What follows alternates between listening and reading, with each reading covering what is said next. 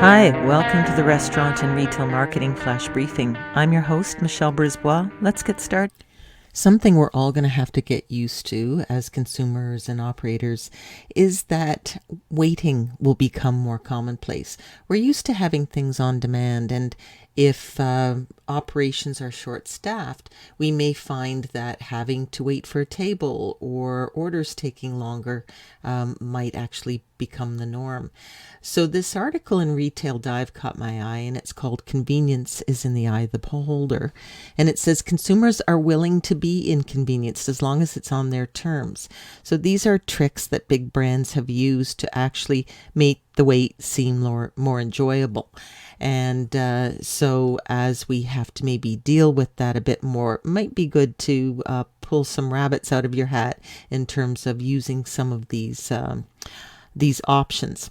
So, it goes on to say, beyond our everyday purchases, 50% of their survey respondents want physical stores, physical restaurants and whatnot, despite assuming that people just want to shop online or have takeout.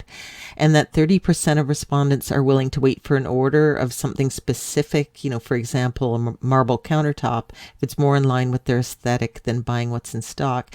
And so the study shows that consumers have a far more elastic sense of time than we give them credit for. And if we think about that, waiting in 20 minutes to order fast food is generally unacceptable, but waiting the same 20 minutes to sit down at a 4-star restaurant is perceived as no wait at all. And there's actually science to support this. And this is MIT professor Richard Larson. So he's developed two models, the Q inference engine and the hypercube queuing model. And he says the key is to make time elastic and reduce frustration and what he calls queue or lineup rage. And it's to have consumers need to believe that their patience in putting up with the delay will pay off.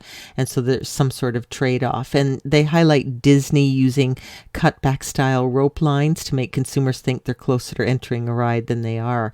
Cost it out. If you can give people waiting a little longer for a table, maybe a little splash of sparkling or Prosecco, that little splash of Prosecco might cost you 50 cents. And what you get back in terms of your customer being delighted that they actually have something to do while they're waiting, a bowl of nuts or something like that, or guacamole. Just cost out the plus minus of giving them a little something for free if they have to wait longer than 10-15 minutes versus the angst. Might be well worth your while. Talk to you tomorrow. So come on, let's get out.